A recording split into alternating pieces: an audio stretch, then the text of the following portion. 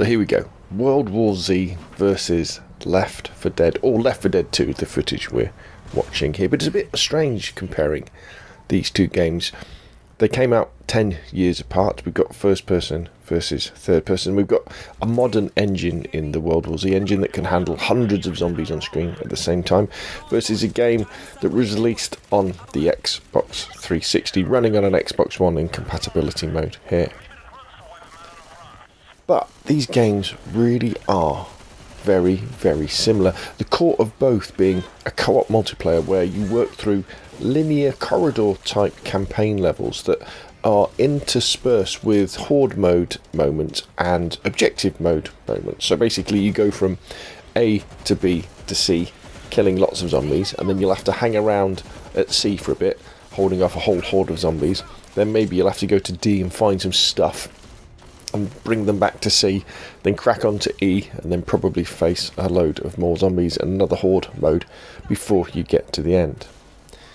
Another thing in common between these two games is that the campaigns are designed to be played over and over again, at different difficulty levels too, because both games feature procedurally generated aspects that can change from playthrough to playthrough, and also depending on how well you're doing on each playthrough as well. Now, World War Z also offers a bit of a class perk and weapon powered sort of levelling and upgrade system that enables you to tackle the harder difficulty levels in different ways and with different elements. So you could argue that gives World War Z a little bit more playability, but to be honest, Left 4 Dead and Left 4 Dead 2 are so good and so much fun that you can just play them over and over again anyway. In both games, in World War Z and Left 4 Dead, you can also play solo offline where you have bots to help you.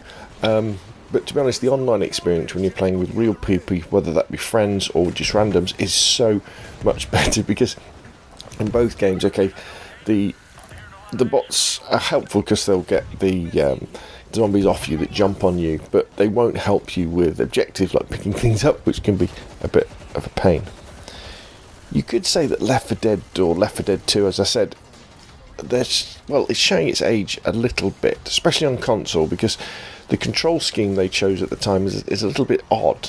But once you get into it, it's still an amazing zombie killing game and so much fun to play.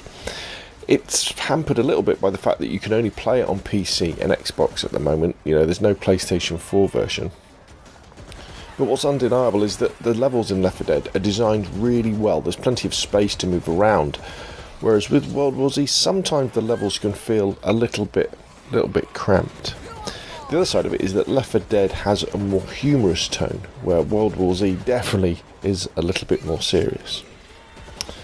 But I think, coming down to it, World War Z is available on all three platforms, and I think it's a worthy successor to Left 4 Dead. World War Z has great gameplay, great shooting, good graphics and good sound, and with the World War Z book and film universe to draw upon, there's a lot of room for expansion.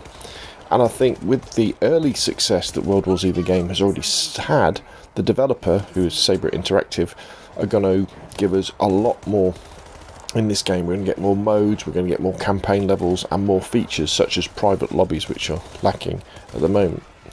So in conclusion then, I've got to say that if you enjoyed Left 4 Dead or enjoyed Left 4 Dead 2, you'll definitely really enjoy World War Z. You could say that World War Z is bringing the zombie shooter genre up to date, on modern consoles to give you a really great fun gameplay experience.